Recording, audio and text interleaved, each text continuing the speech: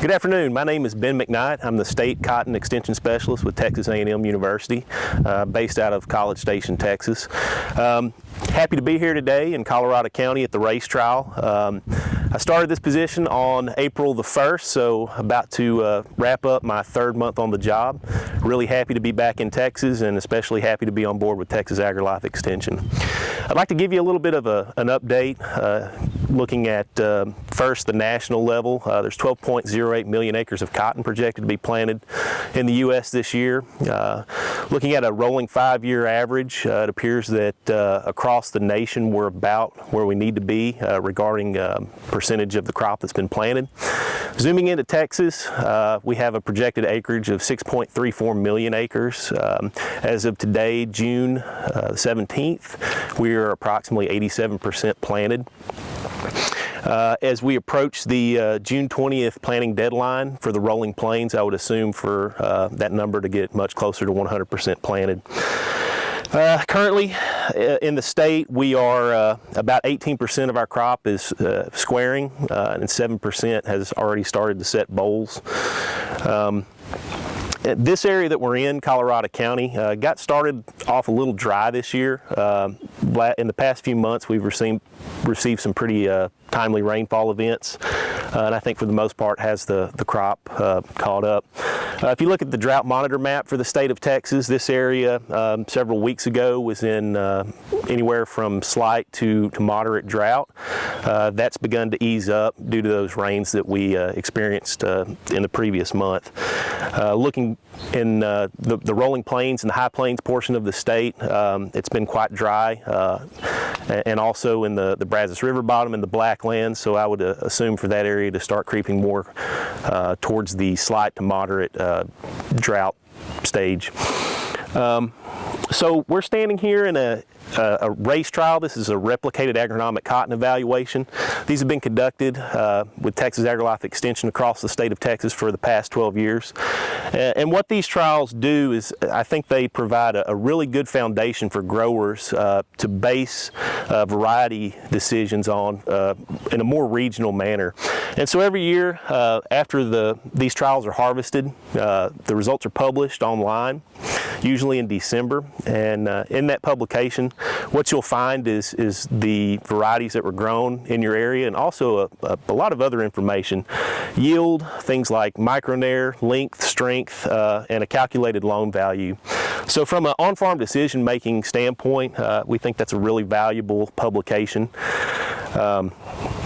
Now, some of the latest issues that have been going on in the cotton world, specifically related to varieties, have been the release for the past couple of years of new technologies centered around auxin technologies, dicamba and 2,4-D.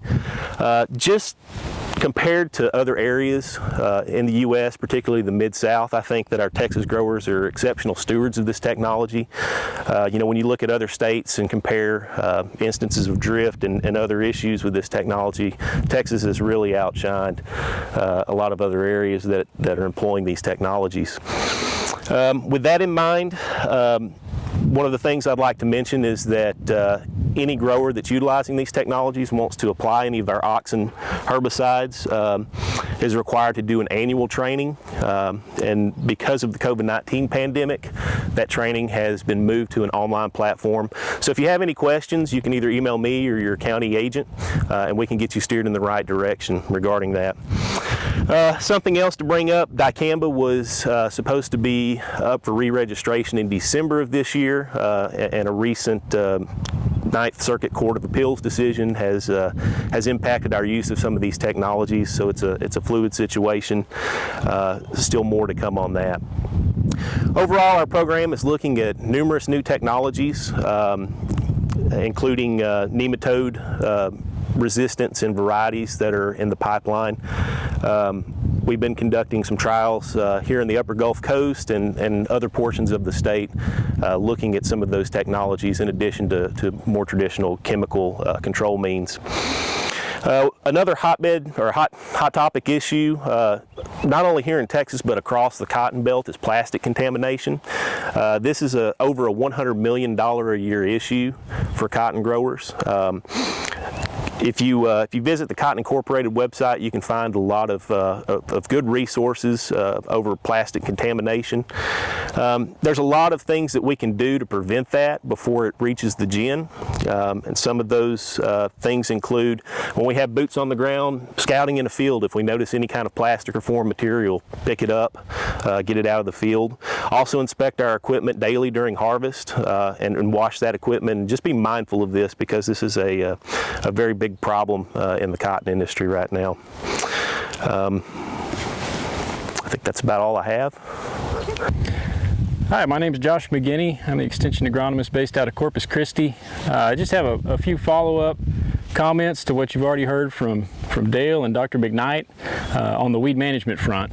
And so if you've been to this tour in the past, you're probably going to see a lot of this as review, but I want to make sure everybody understands where we're at on some of our weed challenges. You know, through this area we deal with some of these amaranthus weeds, your water hemp, palmer amaranth on occasion. Please understand, if you haven't already seen this in your fields, that we have multiple resistance issues occurring in these species. Going back a few years to some corn board work we did all along the coast, we were finding ALS resistance, we're finding glyphosate resistance, we're finding atrazine resistance, and we're finding populations that have maybe 2 or 3 of those all stacked together in a single field, in a single biotype. So understand what you're dealing with there. You know, the ALS thing is kind of frightening. It's been a long time since we've used some of those ALS herbicides, yet we still have resistance in these populations. Roundup is still something very near and dear to our hearts. That's out. Atrazine is becoming a problem in some of these grain fields where we've got repeated atrazine use. We're seeing some increasing resistance on that front. We're still able to manage those weeds pretty well with a lot of our soil residual herbicides. The Group 15s really shine through here in your cotton and your grain both. Your duals, your outlooks, your warrant, corn, your zidua, those herbicides hold really well. You know, your yellow herbicides, if you're able to use those in cotton still, they do very good on the pigweed, the water hemp complex, but there's some gaps, which will be another species I'll talk about in a second. So it might need a little help with one of those Group 15s. Liberty still works very well on your post-emerge escapes. Very size dependent. Got to have some water to go with that. We want good coverage. Same thing's true with these auxin herbicides. Very size dependent. They work very well, applied at the right time. Hopefully going into next year, this dicamba issue will be resolved and we'll still have that option, but be prepared to manage without just in case. And that's primarily going to be a Liberty-based system. The other weed that I alluded to earlier is one called Parthenium ragweed or false ragweed. If you don't have it yet, be on the lookout. I can find it all along the roadsides on my way from Corpus Christi to where we're standing today in Colorado County, and I can find it up to the north in the Brazos Bottom and in the Blacklands. And that's become one of our biggest weed issues in the Corpus Christi area, more so than pigweed. We've got atrazine resistance, we've got glyphosate resistance, and that species, near as we can tell, we've never been able to control with paraquat. So it's one of those really problematic weeds. It comes up early in the year, so typically you're having to burn it down. I love paraquat as a burn down herbicide, but it's not an option for this one. And then where it starts to become an issue for us is growers are still using a lot of yellow herbicides in that area, but it's not catching that weed. Your Treflan, your Prowl, it's just weak on Parthenium ragweed. So that's where those Group 15s that I mentioned earlier come into play. We work those into our systems, put down at planting, maybe put some down in season. It really helps keep the ragweed at bay. Post-emerge, it's kind of difficult to deal with. It's a little tougher than your pigweed or your careless weed, but Liberty does a very good job on it. I'd say the auxins are a little weak. So in your Extend Flex, your Enlist cotton, not that it can't be done, but those herbicides would not be my go-to, my first choice for a Parthenium ragweed problem. I'd go Liberty first. If you catch those weeds when they're very small, in the seedling stage, the auxins can work well. But those plants will flower, they'll bolt, they'll become very large very quickly on you. So be on the lookout for it. It looks just like you know, the western ragweed that you see out in pastures, except it's got a little different flower on it. It bolts, it produces a lot of little white flowers in the top. Look on the roadsides anywhere here along the coast and you'll probably find it. Howdy, I'm Kate Crumley. I'm the Integrated Pest Management Agent for Wharton, Jackson, and Matagorda counties. I'm out here at the Colorado County race trial looking at some cotton. I've been looking at quite a bit of cotton this year. I scout all 3 counties, and what I've been finding this year has been pretty pretty low bug numbers, honestly. Our flea hoppers were pretty thick whenever we were still looking at those earlier in the season before this stuff started blooming. Now that everything's blooming, we're looking for bollworms and stink bugs.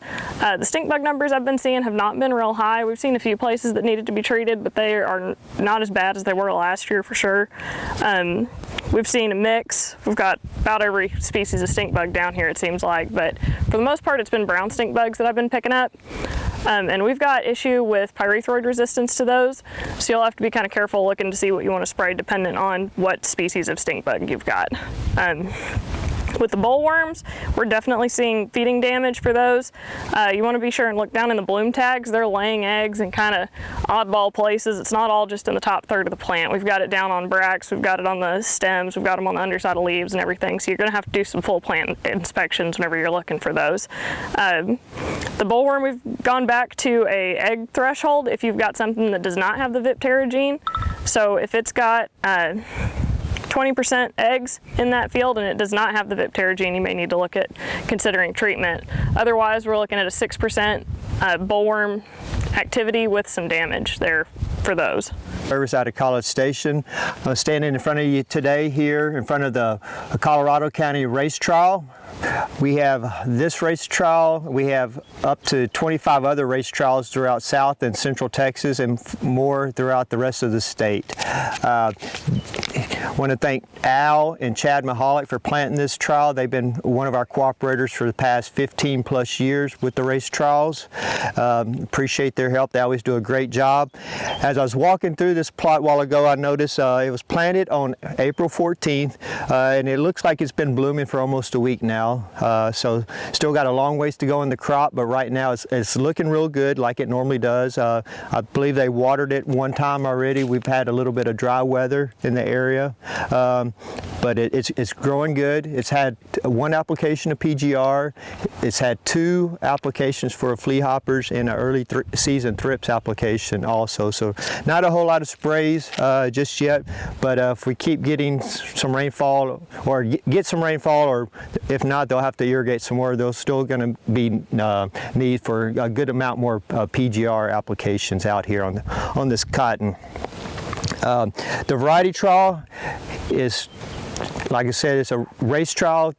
We have 3 replications of all 10 varieties, and I'm going to list the 10 varieties, and in a little while we'll have we have 2 industry reps here that will go ahead and give you a little information on their entries in this trial. But just to let you know what varieties we do have in this race trial here is we have Stoneville 5610, which is a Bogard 3 Extend Flex, Stoneville 4550, which is a GLTP Glytol Liberty Link Twin Link Plus, Stoneville 4990, which is a Bogard 3 Extend Flex, one of their Bogard 3 Extend Flex offerings from Stoneville, Phytogen 400, Wide Strike 3, Phytogen 480, Wide Strike 3, Delta Pine 1220, Bogard 3 Extend Flex, and we have a Delta Pine 2020 Bogard 3 Extend Flex. Then 2 next gen varieties, 4936 and 4098, both Bogard 3 Extend Flex. And then a Dynagirl, which is a 3421, also Bogard 3 Extend Flex. So basically 7 of the varieties are Bogard 3 or Extend Flex. 6 of them are Bogard 3 Extend Flex. 2 of them in here are Enlist varieties. And with that, I'm going to go ahead and turn it over to one of our seed reps.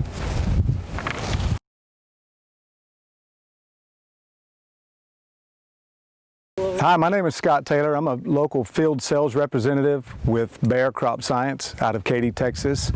And I want to first thank the Mahalik family for the years of support to this program, the race trial here in Colorado County. Also, big thanks to AgriLife for all the work that they do here. It's a privilege for us to participate in this program, in the race trial program here in Colorado County and in the other counties in the area. I work in the upper Gulf Coast of Texas, and so in this plot that we have here, we were very fortunate enough to get a couple of our brand new class of 20 releases planted in this Colorado County race trial. Not the case in some of the other counties that were planted earlier, but we were able to get Delta Pine 2012 and and Delta Pine 2020 planted in this particular plot. Both of those products are very similar in characteristics to one another. The differences being a little bit maturity differences. 2012 is going to be an early maturing cotton variety, smooth leaf. 2020 is going to be an early mid-maturity, semi-smooth leaf. Both of those plants are going to be very strong terminal, so they're going to have a lot of indeterminacy to them, but also very easy to manage in their responsiveness to growth regulators. Both of those products in our company trials in 2019 and the trials that we had here locally in the Upper Gulf Coast were 1 and 2 in terms of their yield and quality, fiber quality characteristics. So we're very excited about the way they performed last year. We're certainly looking forward to those products and their performance here in the Upper Gulf Coast going forward. Something that's a little different for us in our lineup here in the Upper Gulf Coast is the maturity of these products. Something in that early to early mid category. We tend to lean heavily on the mid to mid full category products like 1646 that many of you are familiar with. Obviously with 1646 it's a Bogard 2 Extend Flex. Both of these products bring the Bogard 3, the Viptera trait, into our cotton portfolio for this Upper Gulf Coast. So we're very excited about these products. You're going to get fiber strength, fiber length, uniformity. Micronair is running in that 4.2, 4.3 range, and so we're very excited about these products. We're excited to see what they'll do in the race trial here in Colorado County. Again, big thank you to the Mahalik family for their years of support, not only of the race trial, but also of Delta Pine and the DeKalb family of genetics. So thank you again, and it's an honor to be part of the first annual virtual Colorado County plot tour. Thank you. Howdy folks, my name's Brad Hopkins. I'm the Cotton Development Specialist with Phytogen Cottonseed for South Central Texas. Appreciate the time. We're going to go over a little bit of our new varieties for you today. So first of all, I just wanted to mention that all our new Phytogen varieties are going to be Wide Strike 3 Enlist. So Wide Strike 3 is going to provide your 3-gene insect control with the VIP. It's going to be really effective against your larval pests that you might have in the crop. And then the Enlist is providing your herbicide tolerance. So you'll have robust tolerance to glyphosate or your Roundup, to glufosinate or your Liberty, as well as 2,4-D-choline. So 2,4-D-choline is going to be in Enlist 1 as just a single entity, or also with glyphosate in Enlist Duo. And so those both give you a really nice tool in your toolbox for killing tough to control broadleaf weeds. That's going to be standard in all the Wide Strike 3 Enlist packages. The first one I want to talk about is our newest variety, so it's Phytogen 400 W3FE. You might have seen it last year as PX3B07. That was its experimental number. We're really excited. It's been a really successful launch this year. The 400 has just looked tremendous coming out of the ground, really good early season vigor, and has grown really well. We've seen it a lot last year, really across the belt, so not just in Texas, but a whole lot of different environments. So really wet, dry, darker ground, lighter ground. It's performed really well, so we know this one travels really well and is going to be a real good fit on folks' farm. A really nice complement we've got as well is Phytogen 480 W3FE. So it's going to be just a little bit longer in maturity than 400. We've seen it do particularly well on darker soils, and when it's planted a little bit early on the farm. Comparing the two together, Phytogen 400 is going to be a little bit of a shorter and boxier plant, so it's going to need a little bit less of a growth regulator program than your 480 will need. But we had those in the university trials at A&M last year, and across all of the county race trials and the monster trials, you take all 23 of those combined, the top 2 performing varieties in all of those trials were Phytogen 400 and Phytogen 480. So we've been really excited by that performance. Phytogen 400 beat the nearest competitor by 84 pounds an acre and $47 per acre over the next one. So we've got huge excitement. They're going to be in all the race and monster trials again this year.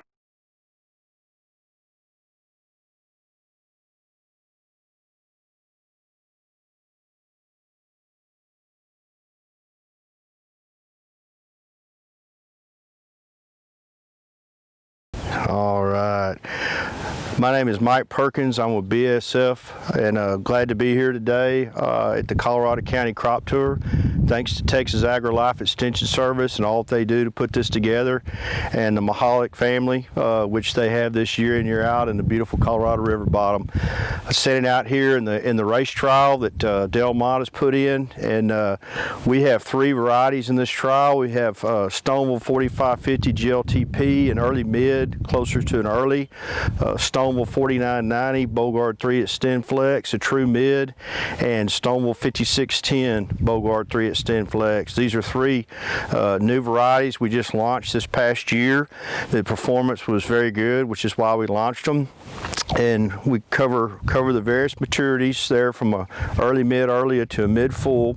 We also have a lot of other new varieties we're evaluating at this time in both technologies, and always looking for great germplasm for the grower.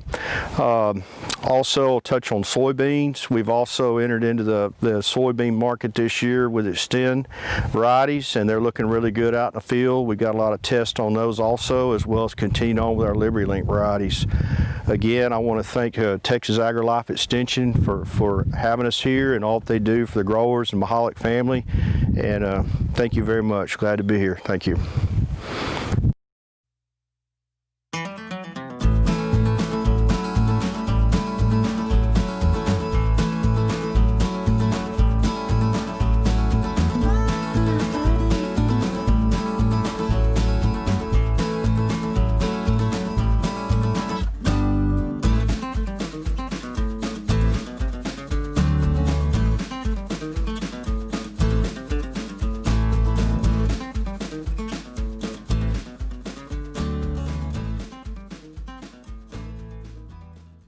Good afternoon. Welcome to NADA and Leopold Grain Elevator, Grain Incorporated. We again have the county test plots. We've got 8 varieties replicated 3 times. They're planted right behind the photographer here. I guess you'll get to them later. These plots this year were planted on March the 9th. Then the seed rate of 25,000, and they came up at the corn came up exceptionally good. It's growing good. We almost had, I would say, a perfect crop till about 2 weeks ago when a little blight started to get into it. We sprayed it with fungicide, and we possibly could have used another rain, but I think it's going to do very well without that last rain even. And about that's it. As soon as harvest time comes, we'll find out what we did.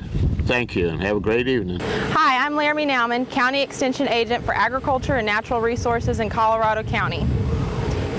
In Colorado County, row crop farming is one of our top 4 industries, led by cotton and corn, and followed by sorghum and soybeans. Annually, we host our annual row crop tour in order to allow farmers and producers within the county to come and see the work that has been done with our regional agronomic cotton evaluation trial and our corn variety trials. This year, due to an abundance of caution with the COVID-19 pandemic, our committee has decided to offer this tour in a virtual format. As you engage with us virtually today, we hope that the information that is presented to you by our state and regional subject matter specialists, as well as our seed representatives, is valuable to you in your agronomic pursuit.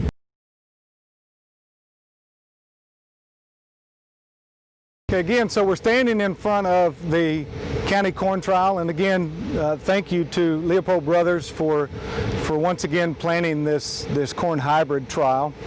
And you've been to this location many times. This trial has been planted in this location for several years.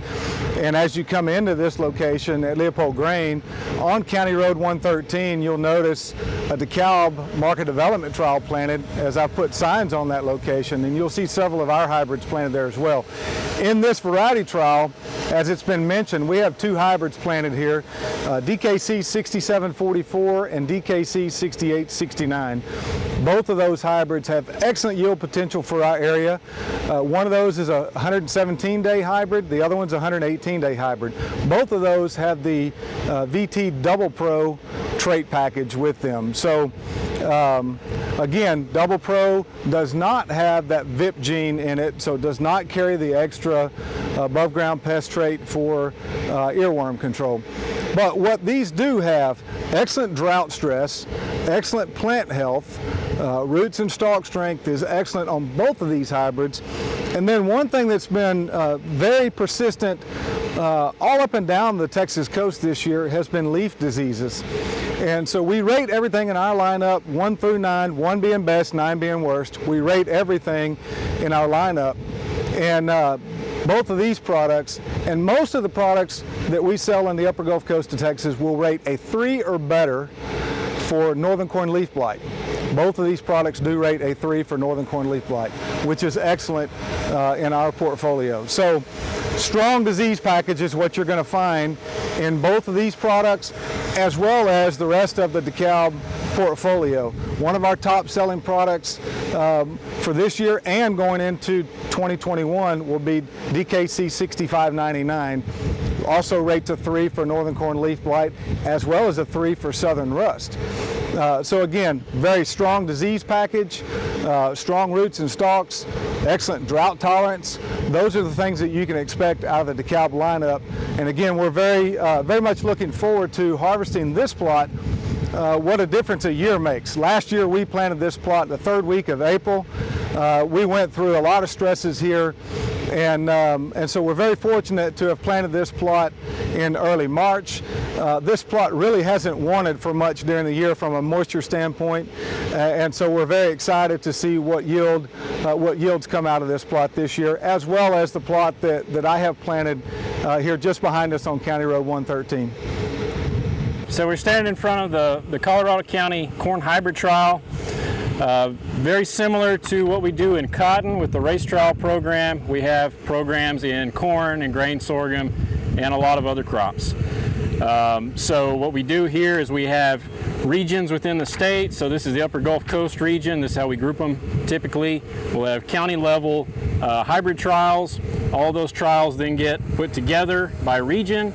And then we actually put in one final booklet that sums up all the trials across the state that will end up getting posted to varietytesting.tamu.edu towards the end of the year. Now, one note on that front, if you're looking for local variety data or hybrid data in the case of these corn hybrid trials, and you haven't seen that statewide booklet get published on the website, always know that you can go to your county extension agent, you can get a hold of me down at the Corpus Center or the appropriate specialist in College Station. Let us know you're looking for data. We'd be happy to share with you any plot data that we have at that point. Otherwise, it'll get posted to the website as those results become available. Quickly now, I'll just run through the hybrids that are entered into this test. We've got 8 hybrids. This is all replicated 3 times behind me. First up, there's 2 LG hybrids, a 5701 and a 64C30. Then we have 2 DeKalbs, DKC 6869 and DKC 6744.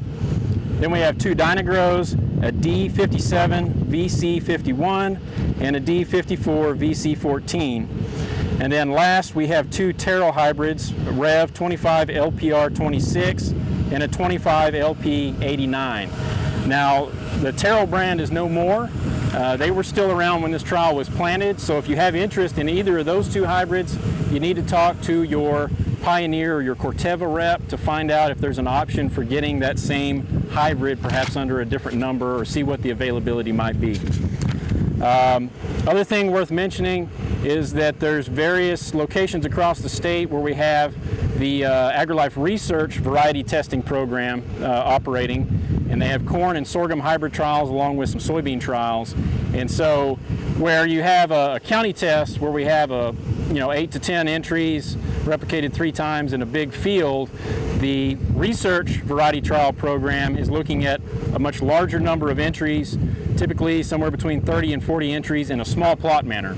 And so to my knowledge, I think the closest location is in Wharton this year, up in that area, but they're scattered all across the state. That'd be a way for you to look at a wider number of options out there beyond, the 8 to 10 that goes into these county plots.